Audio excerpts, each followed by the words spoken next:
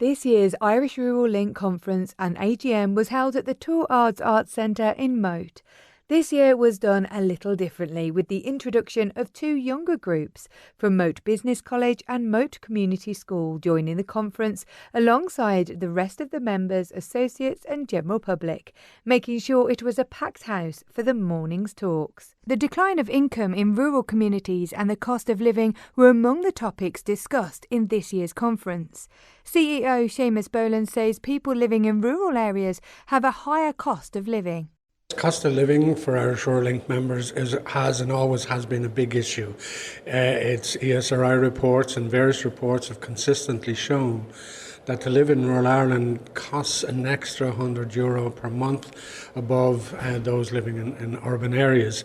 And that's all to do with transport, it's all to do with energy costs and distance, and also lack of services as well.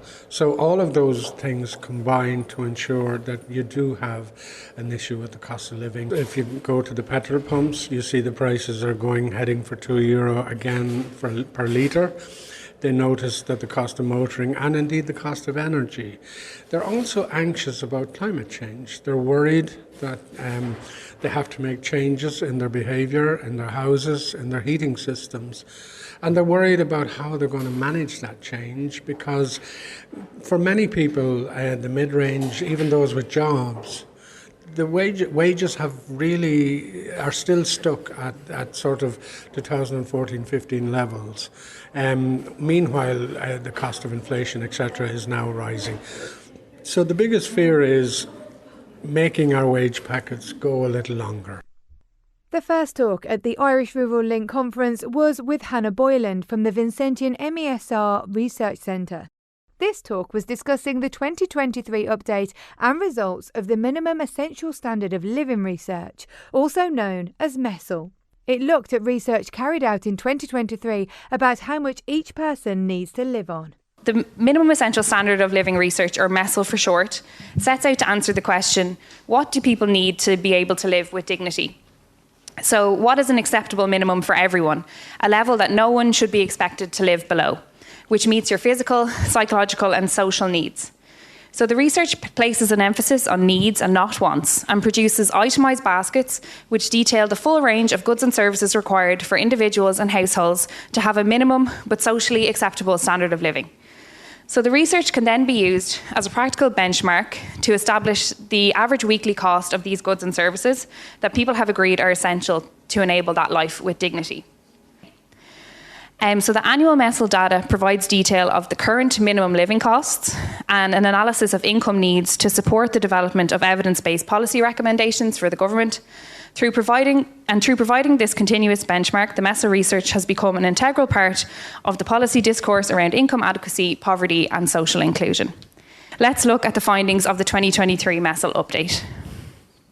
So, in 2023, we found a considerable rise in the cost of a minimum essential standard of living across all household types, with an average increase of 10.6% across the country, a 12.9% increase for urban households, and a 5.7% increase for rural households. So over the last 3 years, from 2020, the MESL has shown a cumulative increase of 18.9% nationally, an average increase of 17.8% for urban households and 21.2% for rural households. So price increases in the budget areas of food and household energy have played a significant role in the overall rise in the cost of a MESL for all household types in 2023. So if we look at food, the MESL food basket was repriced this March and showed an increase in food costs of over 20%. We saw a significant increase in the price of most items, but particularly in the cost of staples like milk, eggs, butter and bread, which make up such a big part of the minimum food basket and therefore really contributed to that large increase in the cost of food. So these items also present a larger proportion of the food basket for households with children, and so these household types have shown the highest increase in MESL food costs. Also then, if we look at household energy, home energy costs in the MESL vary depending on household type and also by area, so whether you're in an urban or a rural area. But they have increased significantly for all household types over the last 3 years. So in the 12 months to March 2023, household energy costs in the MESL increased by 64% for urban households and 6% for rural households. Now, this was due to a significant increase in the cost of gas, which increased by 93% in the year to March 2023. And there was also a slight decrease in the cost of home heating oil as of March 2023 when the budgets were priced. But over the last 3 years, the Messel home energy costs increased by 117.1% for urban-based households and by over 75% for rural-based households. The Messel analysis for 2023 also has shown that the vulnerability for energy poverty has increased significantly, as income supports and energy-related benefits have not kept pace with the increasing energy and living costs. Hannah Boyland also highlighted the extra financial pressures that those living in rural communities could face. So households in rural areas have different and additional needs to meet the same socially acceptable minimum standard of living as households based in urban areas. Messel costs before housing are generally higher in rural areas, primarily due to additional costs related to transport and household energy. So if we look at transport, the urban Messel transport costs are based on the use of public transport, but for rural households, private transport is agreed as a minimum need because public transport options are limited and do not offer an adequate level of service to rely on in order to meet your transport needs. So we can see the impact of this if we look at the Messel transport need for an older person. The free travel pass removes the need for private transport for urban-based older adult households. However, in order to meet the transport needs of a rural-based older person, a car is required. So consequently, car-related costs like fuel, maintenance and insurance add an additional €83 per week to the Messel budget for older people living in a rural area. Household energy costs for rural household types in our research assume the use of home heating oil, and for urban household types it is assumed that natural gas is used for home heating. So in previous years, the Messel analysis has always found that heating the home using oil was more expensive than natural gas. But in 2023, this finding has reversed due to the substantial increase in the cost of natural gas, which I mentioned previously, which is caused by larger distances to access larger supermarkets. So meaning that we find that rural households tend to rely more on local-based shops to buy their staples, which have higher prices than larger supermarket chains. And then we see that as additional food costs when we compare it to the urban households. And also it should be noted that some basic health costs like GP visits as well as childcare costs are actually lower within our rural Messel basket when compared to their urban counterparts. The report found that there was increases in the number of people whose social welfare didn't cover their expenditure. The Messel research provides a unique evidence-based benchmark for assessing the adequacy of social welfare supports, the minimum wage, in-work income supports, and some social services. So when we analyse social welfare adequacy, the 2023 Messel update found that there was a decrease in the number of households experiencing income adequacy. Therefore, there was an increase in the number of households whose income provided by social welfare did not provide enough to cover their minimum essential standard of living needs. There was also an increase in the number of households experiencing deep income inadequacy, which means that their income covered less than 90% of their Messel need. So this is due to the increase in the cost of living far exceeding any increases to social welfare rates which were implemented in Budget 2023. So deep income inadequacy is more frequently found in households with older children. And this is because older children have additional and different needs which are different to children in younger age groups. So the cost of a Messel is the highest for older children aged 12 and over and cost approximately 60% more than the minimum needs of a younger child. We can see an example of deep income inadequacy when we look at a rural-based two-parent and two-child household, an older child in secondary school and a younger child in primary school, who are reliant on income provided by social welfare. Their income provided by social welfare meets just 71% of their Messel need. Deep income inadequacy is also more frequently found in single adult-headed households dependent on social welfare, like one-parent households and single adult households of working age. Analysis of the Messel data finds that the minimum needs of a two adult-headed household costs approximately 1.5 times that of a one adult-headed household. And this isn't because the second adult consumes less than the first, but it's due to economies of scale which are available to two adult households in areas such as home energy, household services and household goods. So for example, it costs the same amount to heat a home for one person as it does for two, but obviously that cost is split between two people rather than one in a two adult-headed household. So if we take a rural-based single adult of working age income provided by social welfare, this would meet just 64% of their Messel need, and therefore this household is in deep income inadequacy. So with regards to income adequacy when in employment at a salary level at or near the minimum wage, the Messel analysis shows that employment improves household income in comparison to social welfare alone, but only when secure employment and stable hours are available. However, the provision of effective in-work supports and access to services and supports such as affordable childcare and affordable rents are vital to enable minimum adequacy at a salary level that is at or near the minimum wage. Irish Rural Link says that there's ways of reducing energy and transport costs. However, Seamus Boland says there needs to be more grants put in place so people can look at solar energy. Let's take the average farm. One of the things that could be done immediately, I know there are talks, and certainly Irish Rural Link are campaigning hard to allow farmers to generate their own electricity. This can be done very simply. Lots of farmers have sheds, more than adequate amount of roof space to have solar panels, but they need assistance. It needs to be grant aided, and that would solve a lot of the electricity costs for farmers. In terms of transport, again, we're talking about finding different ways of managing machinery, especially tractors and heavy machinery. Unfortunately, as of now, diesel is required. That doesn't seem to be changing anytime shortly.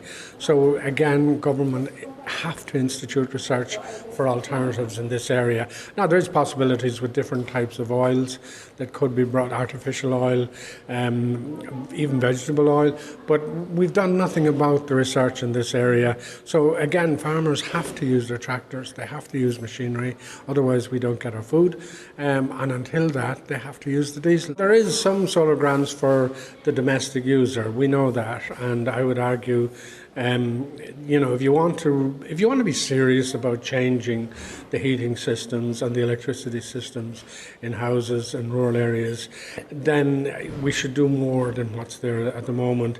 The grant system we've proposed in our budget submission, we've proposed bringing the grant system level with a soft loan system or a guaranteed loan system, similar to the old local authority loans that used to be there when Ireland was very, very poor. And that was a loan system where the loan was guaranteed. You could bring in the credit unions in this area and it would make a huge difference to homes, and it would also encourage them to get it done. And Ireland would also meet its targets. That's the great thing. That's the other achievement we'd make. The Local Link is one initiative that has grown year after year, which provides a service to rural communities.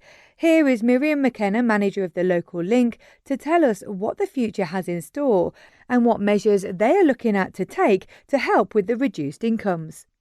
Local Link, in case people are not 100% sure, is what we consider to be the rural transport programme for the country. And there are local links in every county in Ireland. So we are all branded with the same brand.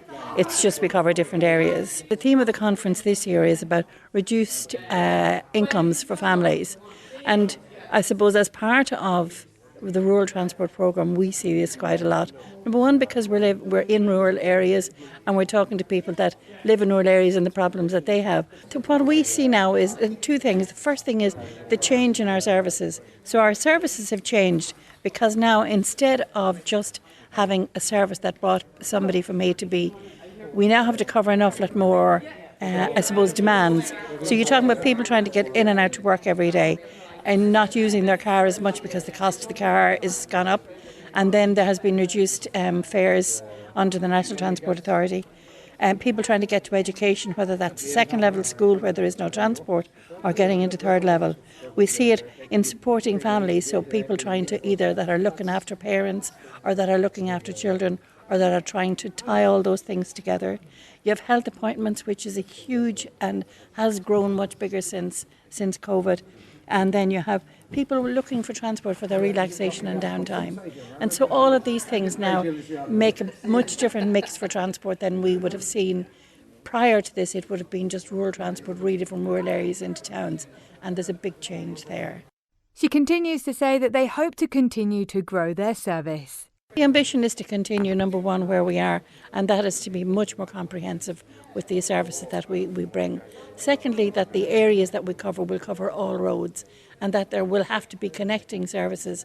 So they always talk about this first mile, last mile, where people can get, if you can get a mile to a bus stop or to a train stop, then you have your transport, and how you cover that mile is always a big debate. And I think also the fact that the services are going to have to be very broad.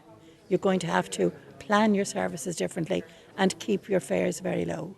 What we're seeing is where we used to have one bus doing a service, we now have two buses doing a service going in and out, both going opposite each other, so that your services become much more frequent and people have much more access to transport. Home energy grants and how to keep well and warm was the subject of the next talk by Ruth Buggy from Sustainable Energy Authority of Ireland. SEAI was established in 2002 and is fully funded by the government. She says by making some changes you can save up to 30% on your bills. When we talk about home energy grants, an average household in Ireland spends about €4,000 on energy. So every community that has 250 homes spends about €1 million on energy. We import 80% of our energy, which means we export 80% of what we spend on energy. So every community of 250 homes is sending €800,000 abroad every year. So it's not hard to show you how to save 10% in your energy bills, and it's really not hard to save 30% if we can make some changes. So that's an opportunity to leave 100,000 to 300,000 in that community every single year, and that was on prices pre-2022. So it's just an opportunity that there are ways of doing this. It's not all necessarily about grants. About 30% of the energy we use is down to our behaviour. So what we often see when we go back in and visit houses that have done lots of retrofit work is people running around the house in a t-shirt and the house is 23 degrees, whereas they might have been at 16 or 17 before and they were happy to wear a jumper. They've absorbed those extra comfort benefits and they've taken away the energy savings because they're happy to be in a t-shirt in December. So behaviour is important. Understanding what the choices are as well is important. So when we talk about a home, and obviously these are all averages, about 30% of the heat lost in a home goes through the roof. That makes sense. Heat rises. Energy and heat in a home is like a bucket of water, so it will find its own way out, but it tends to rise first, so it'll go out through the roof before it'll go out through the floor. Air infiltration. It's really important to ensure that there is sufficient ventilation in a home, particularly if you've got combustion devices. So that's gas stoves, solid fuel, fires, all of that. They do need oxygen to burn to keep you safe, but unintended air infiltration. The average amount of unintended ventilation in a home is the same as putting a basketball hole through the wall in your living room. You wouldn't put up with it, but when it's lots of tiny little gaps and cracks around windows and doors unintended, that can be the same. A lot of people forget that their chimney is a 4-inch hole in their roof. So you may not have the fire on, but you have the heating on, and your heat is just going straight up that chimney. So there are really good options. You can look at chimney dampers and things called like chimney sheeps and things like that, where you can just stick it up the chimney and take it down when you want to, or chimney balloons when you want to light a fire. Then we talk about walls, which if you have a cavity wall, there's really good options there. And then if you don't, you're looking at internal or external insulation. Doors and windows are only around 10%. Now I know a lot of homes were built with very large windows at a certain point in time, but on average it's about 10% through windows and doors. And then floors is 20%, which would obviously be higher for people who might have suspended timber floors. She's advising people to insulate their home before they look at renewable energy options. There's the three main types of grant programmes in SEAI. So the first one is the fully funded one. So that's what we call the Warmer Home Scheme. So that's available to people on certain social welfare benefits. And that is provided fully free of charge. We send in the contractor, we pay the contractor. There's no fee to the householder. Most people know about it. It's been around since 2005. And it's making up about 50% of the total retrofit spend in our organisation. By 2030, the projected spend on warmer homes is €1 billion a year. So this programme is only growing. The thing that's reducing its capacity to expand faster is a lack of contractors in the country. So we desperately need more skills, more supply chain and all that area. It's constraining how much we can do, and that's why the waiting lists are longer than we would have intended. So the next one then is the one that was launched last year, which is called the one-stop shop. So the main benefit of this is all the work is done in one package by one contractor. Also, you don't have to pay the full amount of the cost of the works up front. The one-stop shop applies for the grant on your behalf and takes it away. So you're only paying net of the grant. So that makes things a bit easier, but it is expensive. So the average householder spend here is between about 28,000 and about 40,000. So it's a big spend for a very deep retrofit, but you're getting a home that's typically better than a new build standard today, which is a lot for a house that might be 40 or 50 years old.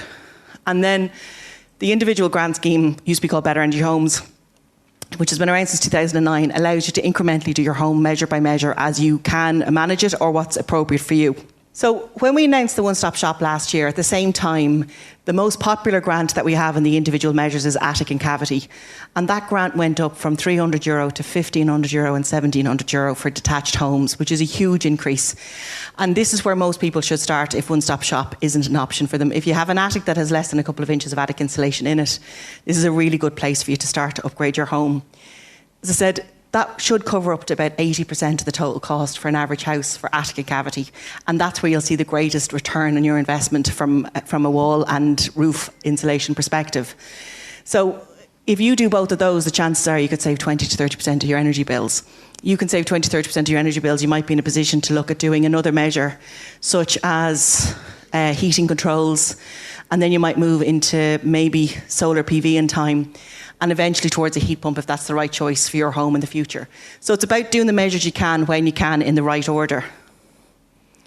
So there's the types of grants that are available under the one-stop shop service. So they're quite significant. They amount to about €28,000 for a detached home if they were to do all the measures. So there's a lot of funding there, but there's a lot of work involved. And it's difficult to get contractors. There's no point in saying there's not. There's a long waiting list and it takes a while to get somebody out. And even we would recommend you getting a couple of quotes. Most people are lucky to get one. But it's, talking to people who've had the service done, finding out who knows what they're doing and making sure that they're the right service for you. So last year in the energy emergency, the government launched a Stay Well and Warm and a Reduce Your Use campaign in response to the hike in energy prices and the fear that people were experiencing, and trying to help people identify what they could do to make changes at home. So this was the Stay Well and Warm, which was just reassuring people that there were different supports available should people fall into arrears and what the challenges were. And then there was things about there'd be no disconnection for a certain period of time, the increased supports in terms of finance, the energy credits that most of us got, and the various different social welfare supports that were there as well. She also outlined which appliances in the house use the most energy. Most of the energy use is in home heating. Then you're talking about water heating for showers. Then you're talking the electric shower if it's direct, tumble dryer, and then the oven. So this is a comparison of what each appliance uses in the home. So you're talking about a plug-in electric heater versus gas central heating or oil central heating for 5 hours. So the challenge here is, does it make sense to heat one room? Is that appropriate for your household needs? Or is heating the whole house better? Will it create situations of damp? What does the household need? What's the right choice? The guidance is usually to make sure you turn off the heating about a half an hour before you leave the house, because it's not going to drop a temperature, so you don't need it on before that time. Watch your timers, use them where you can, where you have a predictable pattern of usage, and make sure it's not coming on when you're not in the house. The comparison there between, say, a slow cooker and using your oven is there as well. I said I was quite happy to not hoover the house for a couple of months, but it didn't make much of an impact in the total energy use. But it's just a way of you knowing what makes a difference, so you at least feel somewhat empowered to make reductions if you can. Ruth Buggy works in the Community Energy Programme, and there are 750 communities across the region who want to change things in their areas. We provide a free mentor to the communities, and really it's an awful lot of what we would normally see as community organisations, community development associations, tidy towns and that, and they want to change the situation in their own community. So we give them 100% funding to an energy master plan, and that helps identify what opportunities exist locally. And that could be a series of household building energy ratings, maybe the community centre, maybe a survey of the school to see what can be done, and then if we do it together, what are the economies of scale in terms of taking that measure, and then we have a grant programme that supports that as well. So our communities grant covers between 30 and 50% of the upgrade works in a community, and up to 80% for fuel poor households. Last year it did about 12 million. This year it's looking to do about 60 million euro in work. And again, it's looking for homes to get to what's called a B2 energy rating. So that might not work for everybody. And upgraded 56 non-residential buildings as well. So we have a whole range of supports there as well for communities who want to generate electricity at scale. So this is communities who want to generate medium scale solar and wind projects, and how to address the challenges of the planning process, grid connection, solar PV and onshore wind. So we've developed a community toolkit for them. This is government policy to try and encourage communities to look at generating renewable electricity. All of these supports are freely available. We also have expert support through a trusted advisor panel. We have a range of financial grant supports. And then we have 3 more. So we talk about a community guide to electricity system. So anybody who wants to understand these technical areas, these guides are really well written in terms of to a non-technical audience. So it kind of breaks down those challenges that are there, because You know, people who generate electricity are typically the same sort of people who are very professional in the area. They've been doing it for 20 or 30 years and they don't need it broken down for them. But for anybody else, it can be quite impenetrable. Also, how to finance renewable energy projects, and then looking at community groups and governance structures. So we also have a range of supports for businesses. So if you're a community organisation, you have an energy spend of more than €10,000 a year, you could get access to a free energy audit worth €2,000. So it's effectively a voucher. We have a list of consultants who undertake those energy audits, as long as you're what's called a non-obligated organisation, so you're not required to do an energy audit through various legislation already. So most community organisations would fall into this. So if you have €10,000 in spend between your transport, building, heating and electricity costs, that energy audit is there. But also, there's the Energy Academy with lots of free courses that are available to everybody. So there's the €2,000 energy audit grant. And the great thing about that, again, is we pay the consultant directly. So the business doesn't have to find €2,000 and pay up front. They apply for the voucher, the consultant is appointed, and then you get your audit and we pay the consultant directly. SEIA also provides grants for electric vehicles, which are only available for a new car. So it's currently €3,500 for passenger vehicles, €3,800 for commercial vans, and there's also, it's all managed by the dealer if you're buying a new electric car. It is only available for new cars.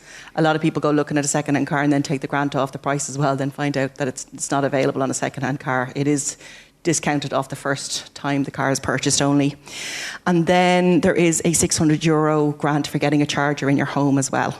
So that covers about 60% of the cost of getting a charger at home. As we headed into the break, the conversations around the younger audiences were all around their future in rural Ireland, and with the added worries of reduced incomes, could they afford to stay, or would they look to move further away to bigger cities or even beyond? Here's Moate Business College students Circa, Luke, Cara and Jennifer with their thoughts on the pros and cons of growing up in rural Ireland. Well, there's a lot of pros and cons with it. There's a lot of more opportunities in kind of more urban settings, but then the rural side of it as well, you have a lot of freedom growing up, I think. For me, anyway, I grew up in the west of Ireland. I grew up in Westport, and so for me, like, I would always have to have a car. Public transport, not reliable. So in that sense, the costs living in rural Ireland are quite high because, yeah, you've always had to drive. Like, the commuting and transport and stuff is a huge thing for me. Like, I live in the town, but for example, I would have worked in Mullingar, so I was transporting back and forth, commuting by car, and it was costing like €80 to €100 a week just on diesel alone. Like, that's a huge thing. And then the cost of fuel is another thing for us. Like, we're lucky in our house. I live at home with my parents and we have a range in the house, so it's fine. We can go to the bog and you can get your fuel and stuff, but the minute you look at oil costs, like, we can't sustain that. Like, I personally wouldn't be able to move out and afford to pay for accommodation. Like, a lot of my friends, for example, are in college and they are spending €800 to €1,000 for a room in a house with mould, and they're trying to study and go to college and pay for a car. And that's my concern as well, because I want to go on and do that after this course, but I would stress about how to afford for those things as well. Well, honestly, it makes me want to move. Like, I've had a lot of friends who have moved to Australia purely because they can't make a living here as well. And I would look at something like that in the long run, because it's scary. Like, you don't know if you can afford for a house or even guaranteed you'd get a house. And I personally know people who have been left homeless in situations like this, with their young families and stuff. And they've had to move back to home houses, and there's people who are in 2-bedroom houses with like 10 people living there. It's crazy. There's just so much stress on you to try and kind of find somewhere. Basically, you're given an opportunity, and then under it there could be 4 or 5 different things they didn't tell you about until you've actually applied for that. You know, like, when you're applying for these schemes, I think you should be more aware of the VATs and stuff like that, because you're not really told that until you're in the middle of the scheme, in the middle of applying for it, and then you're landed with 40% VAT or any percentage VAT on household, on the electricity, all those different options.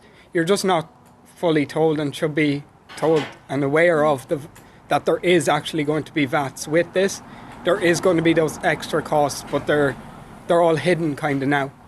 So it would be a better option to move to more urban areas and more, do you know what I mean? Because obviously, as I said, there's more opportunities, there's more things you can do, there's more like places and institutions, that you can go to, and there's more options. But at the same time, do you know what I mean? It's struggle to be able to have those opportunities to move away. Do you know what I mean? There's a lot that comes with it, and as Luke said, there's a lot of underlying things that you're not told about until you actually do it. Do you know what I mean? And there's a lot that actually comes with moving away, and like, do you know what I mean, having the kind of opportunities to be able to go to those different, do you know what I mean, like there's a lot that comes with it, and it's a very struggle, particularly for younger people, do you know what I mean? And it's not just, I'm not saying that it's only younger people that are going through it, do you know what I mean, every age is going through it, and it's something that needs to be resolved. I understand that there's a lot of awareness and stuff, but there's no solutions that are coming to it. I know there's the Susie grant and stuff, but like I wouldn't qualify for that because my parents do make enough money, but they don't make enough money to pay my way through college. So I wouldn't qualify for certain grants like that, but I'd prefer if there was, not prefer, but it would be ideal if there was changes made in that way to help fund people get through college, because you need an education to get a job that's going to sustain like the cost of living and everything as well. Because again, like mature students as well, you're still trying to pay for a house, you're paying for an education, you're paying for your transport, depending on where you live. I mean, it's coming to the point where we kind of have to study somewhere else. Do you know what I mean? Like, it's getting to the point of where we're very limited options of what we can do and where we can go. Do you know what I mean? So it's more, sorry. It's more that we kind of have to. We're kind of forced to, do you know what I mean? Especially with the prices, the cost of living, the cost of, do you know what I mean, as Serka was saying, the cost of fuel. Do you know what I mean? It's very hard, particularly for the younger generation, to be able to get those opportunities to make a life for ourselves, let alone, do you know what I mean, even survive. Yeah, I've definitely considered emigrating in the last couple of years. A lot of my friends have gone to Australia, to Canada, to places like that, which is a huge thing in rural Ireland, everywhere in Ireland, but especially in rural areas that there isn't opportunities. And when you go abroad to places like Australia, say in hospitals, there's much better working conditions and much fairer salaries, that sort of thing. So I don't know. I don't know what the solution is, but I've definitely considered emigrating myself, yeah. I've considered it. Definitely, I feel like we're kind of, you have to move. Like, you're being thrown around with all these different prices. You go to Dublin, they're high. You go anywhere in the country, you're just kind of it's kind of like you're on a pinball machine. You're just thrown around to wherever and trying to find just any way you can actually get an affordable house with and make the cost of living easier on yourself. Yeah, I mean, even now, like, it used to be that places like Dublin, Galway, that the rents would be really high, and now it's across the board all over the country. So even if you're looking for an apartment in a small town, it's still going to be a lot more expensive than it was a few years ago. So there isn't the same opportunities for young people to be moving out. A lot of people now are living at home, young people, and it restricts the freedom a lot, I think, for different people on different scales. But living at home is obviously not ideal when you're in your 20s. You know, you want to be able to move out. So, and particularly especially in rural areas. Do you know what I mean? More the younger people kind of get guidance from the older generation, and the fact that we have to move, we don't have that influence anymore. Do you know what I mean? We don't have those guidance sets to be like, oh, here, this is what you do, this is what you start, how you start. Do you know what I mean? This is where you can go. Do you know what I mean? But the fact that we have to move, we don't have those influences, we don't have that guidance of, do you know what I mean, particularly with the older generation, because they've been through it. Do you know what I mean? And it's kind of more like we're kind of put at a dead end, do you know what I mean? So it's more like restricting, it's more like we're kind of claustrophobic in the fact of what we can do and where we can go, do you know what I mean? And what to do if we have to emigrate. The talks of education and grants wasn't only on the students' lips. Here is board member Michael Kenny, a former lecturer in the Department of Adult and Community Education at Maynooth University. For a lot of urban people, it's more difficult for them to take advantage of all those grants that are available compared to the rural people. So all these things are very complex. It's important that we understand them. Well, I think when you compare now, for instance, the fact that like social welfare is obviously, and supporting people in need is very, very important, of course. So the biggest part of our budget goes to that. But then we have after that education, which is a very large part of our budget. I can't remember the exact figure now at the moment. And the other thing then is health. But in a sense, all those, education is central. If it's proven, if we have a better educated population, it'll help the health budget because we won't be doing as much damage to our bodies, and certainly for mental health, it would help as well. So education is central. So we've got to invest more in education, but we've got to invest education that goes out to people, not just education in schools, because education needs to be the whole of life. I'm at the stage now, I'm in my 60s, I still have so much to learn, and there's so many interesting things happening around me. I've got to learn about it. There needs to be innovative education, there needs to be attractive education, needs to become sexier so that people want to learn. The final talk of the day was with Teresa Calvin, the Chief Executive of Rural Action based in Northern Ireland. She talked about their new collaboration with the Irish Rural Link called Synergy, bringing the south and north of Ireland together to combat the cost of living. So Synergy is about collaborating and sharing information and learning from each other and our different regions. I suppose we don't want to reinvent the wheel, but we can consider if the existing wheels can be made a bit smoother, a bit better and run more efficiently. So other things that we're doing in Northern Ireland that we can share with yourselves to benefit rural communities and vice versa. And I suppose this morning has shown us a lot of things that we can learn from you and obviously take back into our communities and do a bit further research on. So that's all part of what we want to do under the Synergy project. So in terms of what we'll do in the project, it's a very short project. So we'll be hopefully commencing shortly, and we'll issue an online survey to a representative sample of rural groups across the island of Ireland, both in terms of north and south. We will carry out more focused discussions with a further representative sample, and we'll collect and collate this data and put it into a report for wider dissemination, and would hope that we can work together as two organisations to seek funding to further support the findings of this. The project itself is small, so we don't want to be raising expectations. I mean, success for us will be in strengthening our relationships on a north-south basis and the identification of common and shared issues on a north-south basis. We see it as the first building block of what we hope will become a strong foundation for future work on a shared island basis. And I suppose we look forward to working with Tara, Seamus, James and the whole team, and thank the Shared Island Civic Society Fund for enabling this work to take place. And I suppose finally we also look forward to engaging with rural communities and ensuring that their voices are part of the project. So thank you very much. As well as the overall cost of living, by the end of the conference, the thoughts were quite clear from many of the members on what they needed to look at going forward, including alternative energy, education and helping the younger community thrive in the rural areas. Here's Dermot Levy with some of the final words on what we could work on to ensure a positive rural future in Ireland. An awful lot of that is reflected back on the cost of oil, because it affects the guys that grow the crops. It affects the haulage. It affects everything. And it has a ripple effect. And so everybody just tries to cope as best they can. But I think to get going into alternative energy is important. As a result, then the houses are scarce, and for students and all of that. I mean, It's very costly. No matter where you go to now, the cost of living has gone up. I've been in Canada over the summer, had a daughter there, and the cost of living since the last year I was out has gone through the roof. And it happens in England everywhere. So it's an international problem. I think. But there is a need certainly there's need in a lot of areas. I know in childcare now, I'm very much involved in childcare. To be able to keep staff.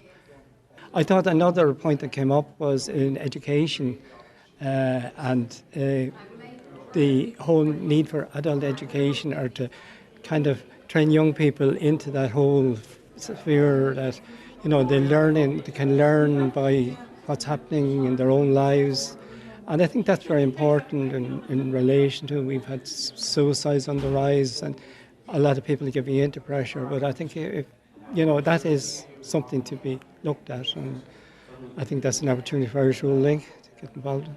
I would be all in favour of free education, but I think the point that they were making is maybe we might be very confined to the subjects, and the wider area hasn't been covered, and that's where kind of adult education comes in. There's a role there for adult education, so that we become very conscious of people rather than just of things. Thank you for listening to the Irish Rural Link Annual Conference podcast, brought to you by Midlands 103 and narrated by Sarah Casserly.